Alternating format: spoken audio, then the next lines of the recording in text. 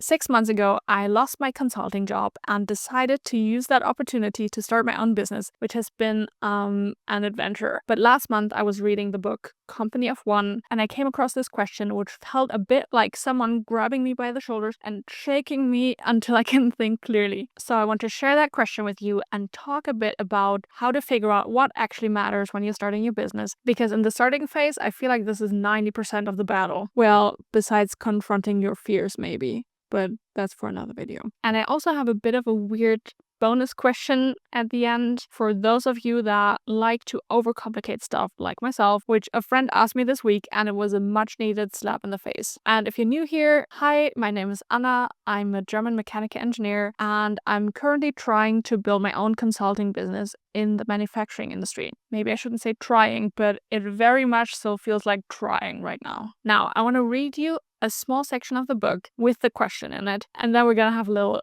therapy session because we're gonna need it. People sometimes tend to focus on the wrong things when starting a business, like office space, scaling, websites, business cards, computers. You can add expenses or big ideas later once revenue is coming in, but if your idea requires a lot of money, time, or resources to start, you're probably thinking too big too soon. Scale it down to what can be done right now, on the cheap and fast, and then iterate it upon. The comedian Steve Martin has had similar thoughts about starting out and immediately focusing on the wrong things. Budding comedians have asked Martin over and over again, how do I find an agent? Or where do I get photo headshots done? Or what comedy clubs should I start at? The only question they should be asking, Martin notes, is how do I get really good at comedy? Now, we will have to find our own version of the question, how do I get really good at comedy? But it probably also starts with, how do I get really good at X. Now, as a consultant, my job is to help other businesses improve. And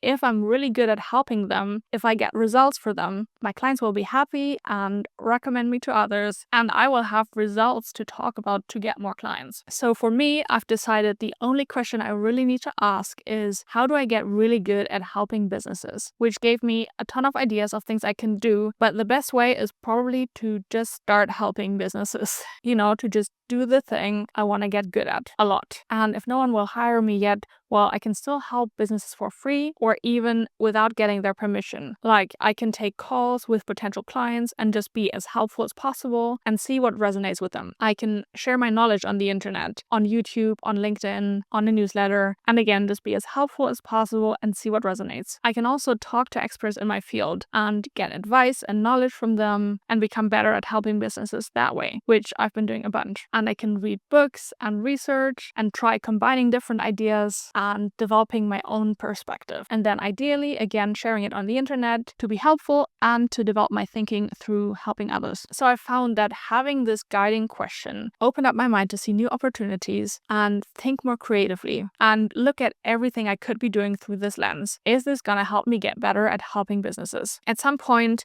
the most important question for me might change, but I think for at least the first years, there's nothing more important than just getting really good at what I want to do. Now, I also promised a bonus question to stop you from overcomplicating stuff. And it's this. What's the stupidest, laziest way to solve this? Because stupid is the same as genius. My friend who told me this is a writing coach, but he doesn't have a website. He has a Google Doc with his offer, and he just sends the link to people who are interested in working with him. You could say it's stupid. You could also say it's genius. Now, unfortunately, I already built a website, so it's too late on that front. But him asking that question is the only reason you're watching this video right now, because I had been grappling with what to do with this channel. I've decided probably at least 5 times that I'm gonna kill this channel because I need to focus on building my business rather than making videos about the process of building a business. But then I would immediately go, no, I love this channel, I don't want to kill it, and it's been my dream for so long to actually share the process of starting my own business once I finally do that. So with this question I went, what's the most obvious, lazy, stupid, and at the same time genius way to do this? Well, I'm anyway making videos for a different YouTube channel to promote my business. So what if I just filmed a video for this channel at the end of those filming sessions?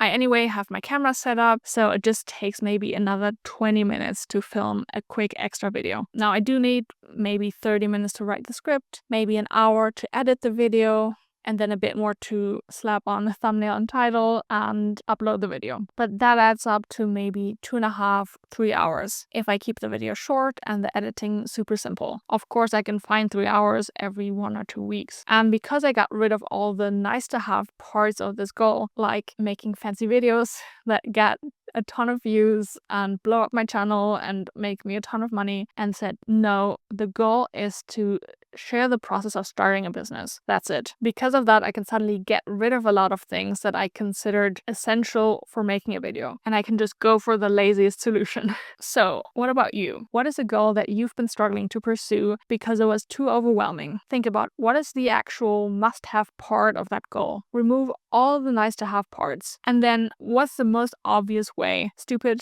but genius way, to achieve that? Boom. And then do that. Now, I want to ask you a favor because, as I said, I don't have a lot of time to make these videos, but I still want to make them as helpful for you as possible. So if you could tell me, if I was to dedicate a video to a challenge you're facing right now, what would that be? Please let me know in the comments. That would help me so much in coming up with my next video topic. And as a thank you, here's a video that I'm super proud of that I think could make a big impact in your life, but I think I messed up the title and thumbnail, so it hasn't gotten a ton of love. So check that out if you want, and see you soon.